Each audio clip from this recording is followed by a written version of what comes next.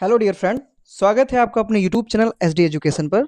आज है 22 अगस्त 2024 और हम बात करने वाले हैं आज के मोस्ट इंपॉर्टेंट करंट अफेयर्स के क्वेश्चन के बारे में। जैसा कि आप सभी लोग जानते हैं, हम अपने इस सेगमेंट में जो भी उस दिन के करंट अफेयर्स होते हैं, टॉप के जो क्वेश्चन होते हैं, जो कि आने वाली किसी भी परीक्षा में बहुत ज़्यादा इंपॉर्टेंट हो सकते हैं, उन क्वेश्चन को हम कवर करते हैं। साथ में क्या कुछ उनका एक्सप्लेनेशन होता है, उससे निकल करके क्या कुछ जीके के क्वेश्चन निकल करके आते हैं, इन सभी के बारे में हम फुल डिटेल से चर्चा करते हैं। तो इस प्रकार से आपका ये जो सेगमेंट होता है सिर्फ करंट अफेयर्स से ही नहीं, अन्य भी प्रोसेस से, यानी अन्य भी तरीके से ये जो इंपॉर्टेंट हो जाता है, क्योंकि इसमें आपको करंट अफेयर्स के साथ साथ जीके के क्वेश्चन भी कवर किए जाते हैं। तो इसीलिए अगर आप वीडियो पर पहली बार आए हुए हैं तो वीडियो को लाइक जरूर करें, अपने दोस्तों के साथ वीडियो को अधिक से अधिक शेयर करें और चैनल को सब्सक्राइब भी करें। तो चलिए बढ़ते हैं हम अपने वीडियो की तरफ और सबसे पहले क्वेश्चन की ओर बढ़ते हैं। और आज का हमारा सबसे पहला क्वेश्चन है, सबसे पहला प्रश्न है आज का, हाल ही में विश्व वरिष्ठ नागरिक दिवस कब मनाया गया? यानी कि जैसा आप सभी लोग जानते हैं कि अगर कोई भी दिवस इंपॉर्टेंट होता है तो उस दिवस से रिलेटेड जो क्वेश्चन है वो हम सबसे पहले लेते हैं और उस दिवस के बारे में जो भी डिटेल निकल के आती है उसके बारे में चर्चा करते हैं। तो आज का पहला क्वेश्चन है हमारा कि हाल ही में विश्व वरिष्ठ नागरिक दिवस कब मनाया गया? तो ए ऑप्शन है 15 अगस्त, बी ऑप्शन है 18 अगस्त, सी ऑप्शन है 21 अगस्त और डी ऑप्शन है 14 अगस्त। तो इस प्रश्न का सही जवाब है ऑप्शन नंबर सी, यानी कि प्रत्येक वर्ष 21 अगस्त को विश्व वरिष्ठ नागरिक दिवस मनाया जाता है। यानी कि वरिष्ठ का मतलब क्या होता है, आप सभी लोग जानते हैं कि जो भी ऐसे व्यक्ति होते हैं जो कि 60 साल के ऊपर हो जाते हैं, जो वृद्धावस्था की ओर बढ़ते हैं, जो वृद्धावस्था में पहुंच जाते हैं, वो हमारे जो नागरिक होते हैं वो वरिष्ठ नागरिक होते हैं, यानी कि हमसे उम्र में जो अधिक होते हैं। तो उनके बारे में सेवा भाव, उनकी सेवा करना, उनकी देखभाल करना, इन सभी के बारे में जागरूकता फैलाने के लिए विश्व वरिष्ठ नागरिक दिवस मनाया जाता है। आप यहाँ पर देख भी सकते हैं वर्ल्ड सीनियर सिटीजन्स डे, यानी कि विश्व वरिष्ठ नागरिक दिवस। तो विश्व वरिष्ठ नागरिक दिवस हर साल 21 अगस्त को मनाया जाता है। उद्देश्य क्या है इसका? जैसा कि अभी हमने बताया कि जो समाज में वृद्ध व्यक्ति होते हैं उनके योगदान की जागरूकता इसमें बढ़ाई जा सके, इसी के उद्देश्य से यह जो दिवस है यह मनाया जाता है। आगे हम बात करें कि इस दिवस को मनाए जाने का विचार कब आया, कब से ये जो दिवस है ये मनाया जाना शुरू हुआ? तो 1988 में उस समय के जो राष्ट्रपति थे रीगन, जो कि यूएसए संयुक्त राज्य अमेरिका के उस समय के वर्तमान राष्ट्रपति रीगन थे, इन्होंने 1988 में संयुक्त राज्य अमेरिका में 21 अगस्त को राष्ट्रीय वरिष्ठ नागरिक दिवस के रूप में इसकी घोषणा की थी और तभी से यह जो दिवस है यह मनाया जाता है। बढ़ेंगे हम अपने नेक्स्ट क्वेश्चन की तरफ। दूसरा क्वेश्चन भी हमारा दिवस से ही है, क्योंकि इंपॉर्टेंट है ये भी क्वेश्चन, जिसको हमने पहले कवर नहीं किया था, छूट गया था, तो हमने सोचा इस वीडियो में इसको कवर कर लेते हैं। तो दूसरा क्वेश्चन है हमारा, हाल ही में राष्ट्रीय स्वतंत्र श्रमिक दिवस कब मनाया गया? राष्ट्रीय लग जाएगा तो आप इसको भारत से मत रिलेट कीजिएगा, क्योंकि ये सिर्फ अमेरिका में मनाया जाता है, यानी कि ये सिर्फ अमेरिका में मनाया जाता है। तो ये अमेरिका का राष्ट्रीय स्वतंत्र श्रमिक दिवस है। तो ये कब मनाया गया? तो ए ऑप्शन है 14 अगस्त, बी ऑप्शन है 15 अगस्त, सी ऑप्शन है 16 अगस्त और डी ऑप्शन है 18 अगस्त। तो इस प्रश्न का सही जवाब है ऑप्शन नंबर सी, यानी कि प्रत्येक वर्ष 16 अगस्त को अमेरिका में राष्ट्रीय स्वतंत्र श्रमिक दिवस मनाया जाता है। आप यहाँ पर देख भी सकते हैं आर्टिकल में, राष्ट्रीय स्वतंत्र श्रमिक दिवस जो कि 16 अगस्त को मनाया जाता है। आगे हम बात करें कि हर साल 16 अगस्त को अमेरिका में राष्ट्रीय स्वतंत्र श्रमिक दिवस ये मनाया जाता है। ये जरूर ध्यान रखिए कि ये सिर्फ और सिर्फ अमेरिका में ही मनाया जाता है, यानी कि भारत में ये नहीं मनाया जाता है। और सभी लोग ये इसे विश्व श्रमिक दिवस जो होता है आप उससे मत रिलेट कीजिएगा, क्योंकि वो 1 मई को मनाया जाता है, वो विश्व श्रमिक दिवस है, वर्ल्ड लेबर डे। और ये है राष्ट्रीय स्वतंत्र श्रमिक दिवस, जो कि केवल और केवल अमेरिका में मनाया जाता है। तो स्वतंत्र श्रमिकों का जो संघ है, जैसे आईपीएससी यूएस के नाम से जानते हैं, इसके द्वारा राष्ट्रीय स्वतंत्र श्रमिक दिवस मनाने जाने की जो घोषणा है वह की गई थी और तभी से 16 अगस्त को अमेरिका में राष्ट्रीय स्वतंत्र श्रमिक दिवस मनाया जा रहा है। बात करें यह मनाया क्यों जाता है, तो यह दिन उन लोगों को समर्पित है जो स्वतंत्र रूप से काम करते हैं और अर्थव्यवस्था में महत्वपूर्ण भूमिका निभाते हैं। यानी कि जो अमेरिका की इकोनॉमी है, उन अमेरिका की इकोनॉमी जो महत्वपूर्ण भूमिका निभा रहे हैं वहाँ के जो श्रमिक हैं, जो कि स्वतंत्र रूप से काम करते हैं, चाहे वो किसी भी फील्ड में हो, किसी भी क्षेत्र में वो वर्क कर रहे हो, तो उसके द्वारा वो अमेरिका की जो इकोनॉमी है उसको बूस्ट करते हैं, इकोनॉमी में अपनी भागीदारी निभाते हैं, भूमिका निभाते हैं। तो उनके प्रति यह जो दिवस है यह समर्पित है और इसीलिए यह जो दिवस है वह मनाया जाता है। बढ़ेंगे अपने नेक्स्ट क्वेश्चन की तरफ। हमारा अगला क्वेश्चन है, हाल ही में भारत में कितने नए रामसर साइट्स की घोषणा की गई? यानी कि अभी हाल ही में भारत में और जो रामसर साइट्स हैं इनको जोड़ा गया है। तो कितने रामसर साइट जो है वो जोड़े गए हैं? तो ए ऑप्शन है 3, बी ऑप्शन है 5, सी ऑप्शन है 6 और डी ऑप्शन है 8।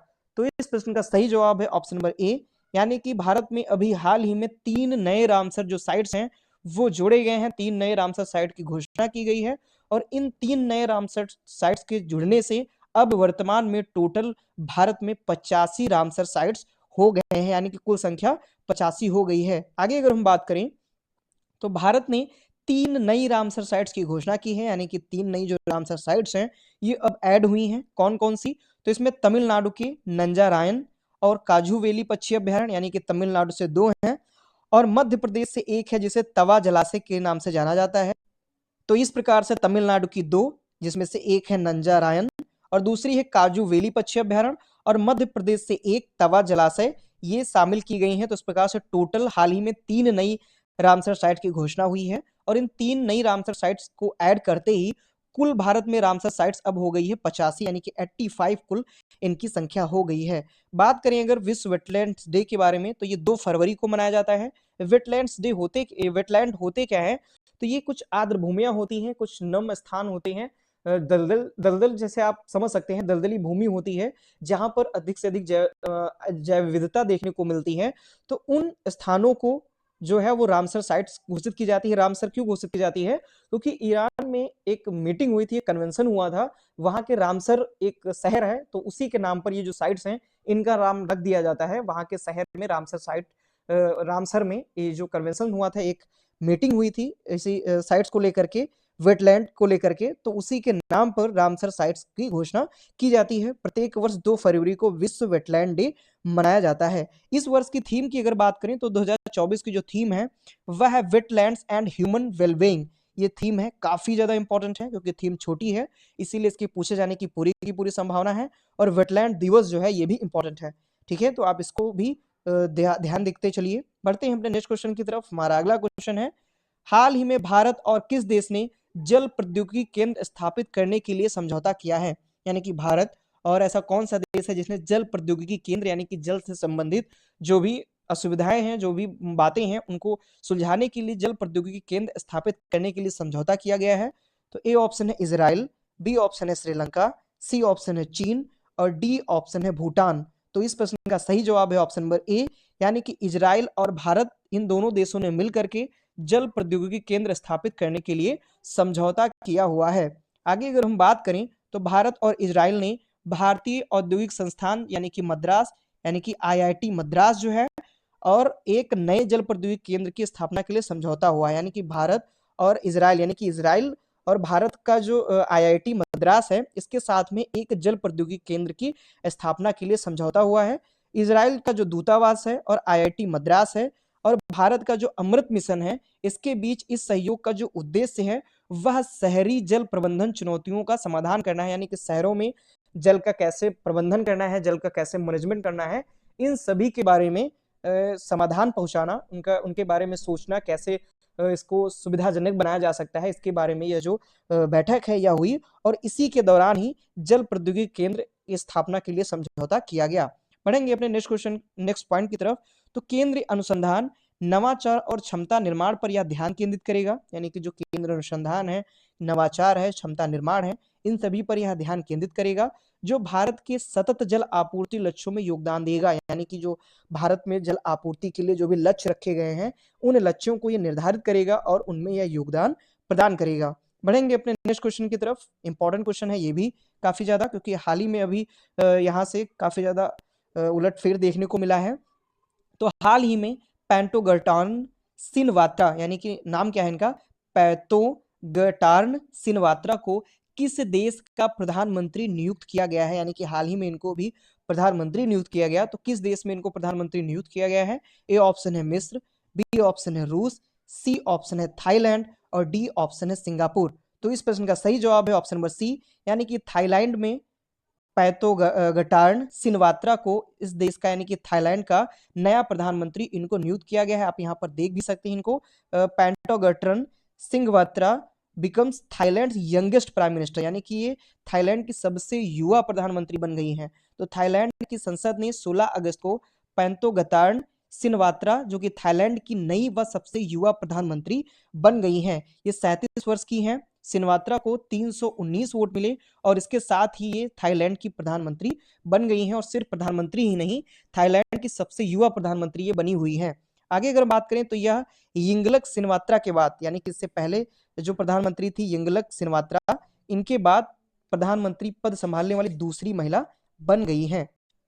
तो इस प्रकार से अगर हम बात करें तो यंगलक सिनवात्रा जो हैं वो पहली महिला थी थाईलैंड की प्रधानमंत्री बनने वाली, और उनके बाद अब ये प्रधानमंत्री पद संभालने वाली दूसरी महिला बन गई हैं। ठीक है, दूसरी महिला ये बनी है, लेकिन पहली कौन थी? यिंगलक सिनवात्रा, ये पहली महिला थी। तो इनको भी आप ध्यान रखिए, क्योंकि हाल ही में थाईलैंड चर्चे में आया है, क्योंकि इससे पहले जो प्रधानमंत्री थे वो इनके पिता ही थे, यानी कि जो वर्तमान में प्रधानमंत्री बनी हुई हैं इनके पिता ही थे प्रधानमंत्री, जिनके ऊपर कुछ भ्रष्टाचार के या कुछ ऐसे आरोप लगे, जिनके बाद उनको प्रधानमंत्री के पद से हटा दिया गया, और उनके बाद उनकी जो पुत्री थी पेंटोगर्तार्न सिनवात्रा, इनको थाईलैंड की सबसे युवा प्रधानमंत्री बना दिया गया है। बढ़ेंगे अपने नेक्स्ट क्वेश्चन की तरफ। हमारा अगला क्वेश्चन है, हाल ही में किस राज्य ने कामकाजी महिलाओं के लिए 1 दिन की मासिक धर्म छुट्टी की शुरुआत की है? यानी कि जो मासिक धर्म होता है उसके लिए किस राज्य सरकार ने कामकाजी महिलाओं को 1 दिन की मासिक धर्म की छुट्टी की शुरुआत की है? तो ए ऑप्शन है उत्तर प्रदेश, बी ऑप्शन है उड़ीसा, सी ऑप्शन है मिजोरम और डी ऑप्शन है अरुणाचल प्रदेश। तो इस प्रश्न का सही जवाब है ऑप्शन नंबर बी, यानी कि उड़ीसा राज्य सरकार ने क्या किया हुआ है, अभी हाल ही में बहुत बड़ा बदलाव किया है। इसके लिए जो भी कामकाजी महिलाएं हैं, यानी कि जो भी बाहर वर्क करती हैं, जॉब करती हैं, उन महिलाओं के लिए 1 दिन की मासिक धर्म की छुट्टी की शुरुआत की है। अब बात करें अगर हम, तो ओडिशा की सरकार ने सरकारी और प्राइवेट दोनों सेक्टरों में काम करने वाली जो कर्मचारी महिलाएं हैं, यानी कि ऐसी महिलाएं जो चाहे वो प्राइवेट सेक्टर में काम कर रही हों या गवर्नमेंट सेक्टर में काम कर रही हों, उनके लिए, महिला कर्मचारियों के लिए 1 दिन की मेंस्ट्रुअल यानी कि पीरियड लीव की शुरुआत की है। ये काफी ज्यादा इंपॉर्टेंट क्वेश्चन बनने वाला है, क्योंकि ये इंपॉर्टेंट क्वेश्चन है ही अपने आप में, तो इसके लिए ये इंपॉर्टेंट क्वेश्चन है, आप इसको भी ध्यान रखिए। आगे अगर हम बात करें तो सुरमा पाढ़ी उड़ीसा की विधानसभा की दूसरी महिला अध्यक्ष बनी है, यानी कि अभी हाल ही में उड़ीसा की विधानसभा अध्यक्ष नियुक्त किया गया, तो उसमें सुरमा पाढ़ी जो है ये उड़ीसा की विधानसभा की दूसरी महिला अध्यक्ष बन चुकी हैं। बढ़ेंगे अपने नेक्स्ट क्वेश्चन की तरफ। हमारा अगला क्वेश्चन है, हाल ही में कौन यस बैंक में रिटेल हेड के रूप में शामिल हुए? यानी कि रिटेल हेड के रूप में यस बैंक, आप सभी लोग इस बैंक से परिचित भी होंगे, जो यस बैंक है, इस यस बैंक के रिटेल हेड के रूप में किसको शामिल किया गया है, किसको नियुक्त किया गया है? तो ए ऑप्शन है राघव जी,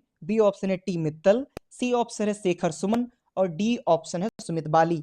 तो इस प्रश्न का सही जवाब है ऑप्शन नंबर डी, यानी कि जो सुमित बाली हैं इनको यस बैंक में रिटेल हेड के रूप में शामिल किया गया है। इससे पहले भी ये यस बैंक में ही दूसरे पद पे कार्यरत थे, और उसके बाद वहां से इनको रिटेल हेड के रूप में शामिल कर दिया गया है या नियुक्त कर दिया गया है। आगे हम बात करें तो सुमित बाली जो कि यस बैंक से रिटेल एसेट्स एवं कंसल्टेशन के कंट्री हेड के रूप में शामिल कर लिए गए हैं। आगे बात करें एक्सिस बैंक में, ये जो सुमित बाली हैं वह पहले से ही रिटेल लैंडिक ग्रुप के 16 जून 2024 तक एग्जीक्यूटिव थे, यानी एग्जीक्यूटिव डायरेक्टर के रूप में ये यस बैंक में पहले ही काम कर रहे थे 16 जून 2024 तक, और इसके बाद अब इनको वहां पर रिटेल एसेट्स एंड कंसल्टेंट्स के कंट्री हेड के रूप में इनको बना दिया गया है, यानी कि उनको नियुक्त कर दिया गया है। अगर यस बैंक आया है तो इसके बारे में हम बात कर लेते हैं। यस बैंक की स्थापना 2004 में हुई थी। इसके संस्थापक थे, यानी इन्होंने मिल करके जो इसकी स्थापना की थी वो थे राणा कपूर और अशोक कपूर, इन दोनों ने मिल करके ही यस बैंक की स्थापना की थी। वर्तमान में सीईओ हैं इसके प्रशांत कुमार यस बैंक के, और इसका जो मुख्यालय है यानी हेडक्वार्टर इसका कहाँ पर है? मुंबई में है। तो ये भी इंपॉर्टेंट जानकारी है, इसको भी आप नोट डाउन करते चलिए। बढ़ेंगे अपने नेक्स्ट क्वेश्चन की तरफ। हमारा अगला क्वेश्चन है, हाल ही में उत्तर भारत की सबसे बड़ी फ्लोटिंग सौर परियोजना कहाँ शुरू हुई? यानी कि उत्तर भारत की सबसे बड़ी फ्लोटिंग यानी कि तैरती हुई सौर परियोजना कहाँ पर शुरू की गई है? तो ए ऑप्शन है जयपुर, बी ऑप्शन है कैथल, सी ऑप्शन है ग्वालियर और डी ऑप्शन है ओमकारेश्वर। तो इस प्रश्न का सही जवाब हो जाएगा ऑप्शन नंबर डी, यानी कि ओमकारेश्वर, और ये है कहां पर? ये मध्य प्रदेश में है। तो मध्य प्रदेश के ओमकारेश्वर में उत्तर भारत की सबसे बड़ी फ्लोटिंग या जिसे आप तैरती हुई सौर परियोजना की शुरुआत की गई है, यानी कि यहाँ पर इसकी शुरुआत की गई है। आगे अगर हम बात करें तो मध्य प्रदेश के ओंकारेश्वर में 90 मेगावाट बिजली पैदा करने वाली मध्य प्रदेश यानी मध्य और उत्तर भारत की सबसे बड़ी तैरती सौर परियोजना चालू की गई है। इंपॉर्टेंट क्वेश्चन है। इसकी लागत 646 करोड़ रुपए है। शुरुआत इसकी 8 अगस्त 2024 से इसकी शुरुआत कर दी गई है और यह बना हुआ किस पे है, तो यह जो प्रोजेक्ट है ये गोदावरी नदी पर विकसित किया गया है। यानी जो गोदावरी नदी है मध्य प्रदेश की, तो गोदावरी नदी पर ही ये जो मेगावाट 90 मेगावाट का जो बिजली बनाने की जो सौर परियोजना है, फ्लोटिंग सौर परियोजना, ये गोदावरी नदी पर विकसित की गई है। हमारा नेक्स्ट क्वेश्चन है, हाल ही में भारत और किस देश ने समुद्री सहयोग बढ़ाने के तरीकों पर चर्चा की है। यानी कि अभी एक वार्तालाप हुई, एक मीटिंग हुई भारत और देश वियतनाम देश के बीच। तो भारत और वियतनाम देश के बीच एक मीटिंग हुई। तो इस मीटिंग के बीच भारतीय और वियतनाम इन दोनों देशों ने समुद्री सहयोग बढ़ाने के तरीकों पर चर्चा की है। तो इसीलिए इस प्रश्न का सही जवाब हो जाएगा ऑप्शन नंबर ए, यानी कि वियतनाम और भारत इन दोनों देशों ने मिलकर के समुद्री सहयोग बढ़ाने के तरीकों पर चर्चा की है। आगे हम डिटेल से बात करें तो भारत और वियतनाम ने हाल ही में वियतनाम के हनोई, यानी कि हनोई जो है वो वियतनाम की राजधानी है, तो वियतनाम के हनोई में चौथी भारत वियतनाम समुद्री सुरक्षा वार्ता में भाग लिया और यहीं पर ही समुद्री सुरक्षा के बारे में क्या कुछ बातें हो सकती हैं, कैसे समुद्री सुरक्षा की जा सकती है, कैसे समुद्री सहयोग बढ़ाया जा सकता है, इसके बारे में चर्चा की गई। उद्देश्य इसका क्या था, समुद्री गतिविधियों और कानून परिवर्तन में अपने सहयोग को मजबूत करना, ये इसका उद्देश्य था। अब वियतनाम आया है तो उसके बारे में बात करते हैं। तो वियतनाम की जो राजधानी है वो हनोई होती है, मुद्रा है वियतनाम की वियतनामी डोंग, और वर्तमान में प्रधानमंत्री हैं फाम मिन चिन, यहाँ के प्रधानमंत्री हैं, इंपॉर्टेंट है ये भी। तो बढ़ते हैं अपने नेक्स्ट क्वेश्चन की तरफ। तो नेक्स्ट और लास्ट क्वेश्चन है हमारा आज का, हाल ही में आर.एन. अग्रवाल का निधन हुआ, वे कौन थे। यानी कि आर.एन. अग्रवाल का निधन हुआ है अभी हाल ही में, ये किससे संबंधित थे। तो ए ऑप्शन है अभिनेता, बी ऑप्शन है एरोस्पेस इंजीनियर, सी ऑप्शन है लेखक और डी ऑप्शन है खिलाड़ी। तो इस प्रश्न का सही जवाब है ऑप्शन नंबर बी, यानी कि ये एरोस्पेस इंजीनियर थे, इनका अभी हाल ही में निधन हुआ, आर.एन. अग्रवाल जी। आगे अगर हम बात करें तो ये आप यहाँ पे देख भी सकते हैं, आर.एन. अग्रवाल जी हैं और इनका ये भी हाल ही में निधन हुआ है। तो एरोस्पेस वैज्ञानिक डॉक्टर राम नारायण अग्रवाल, यानी इनका पूरा नाम था राम नारायण अग्रवाल, इनका अभी हाल ही में 83 वर्ष की उम्र में निधन हो गया है। इनको पद्म भूषण से भी सम्मानित किया जा चुका है। तो पद्म भूषण से सम्मानित किए जा चुके आर.एन. अग्रवाल लंबे समय से बीमार थे, यानी लंबे समय से बीमार चल रहे थे और फिर इनका अभी 83 वर्ष की उम्र में हाल ही में निधन हो गया है। आगे अगर हम बात करें तो ये डीआरडीओ मिसाइल वैज्ञानिक, यानी डीआरडीओ जो संस्था है हमारी यहाँ के defence research and development organisation, जो कि मिसाइलें और जो भी बनाती है, तो इसके वैज्ञानिक थे। और डॉक्टर आर.एन. अग्रवाल को अग्नि मिसाइलों के जनक के रूप में जाना जाता है, यानी कि इनको जो अग्नि मिसाइलें हैं, इन अग्नि मिसाइलों के जनक के रूप में इनको जाना जाता है। तो ये भी लाइन काफी ज्यादा इंपॉर्टेंट है। तो इस प्रकार से ये थे हमारे आज के मोस्ट इंपॉर्टेंट करंट अफेयर्स के क्वेश्चन। अगर आपको क्वेश्चन पसंद आते हैं, अगर आपको यह वीडियो पसंद आती है, तो प्लीज वीडियो को लाइक करें, अपने दोस्तों के साथ वीडियो को अधिक से अधिक शेयर करें और हमारे चैनल को सब्सक्राइब भी करें। धन्यवाद।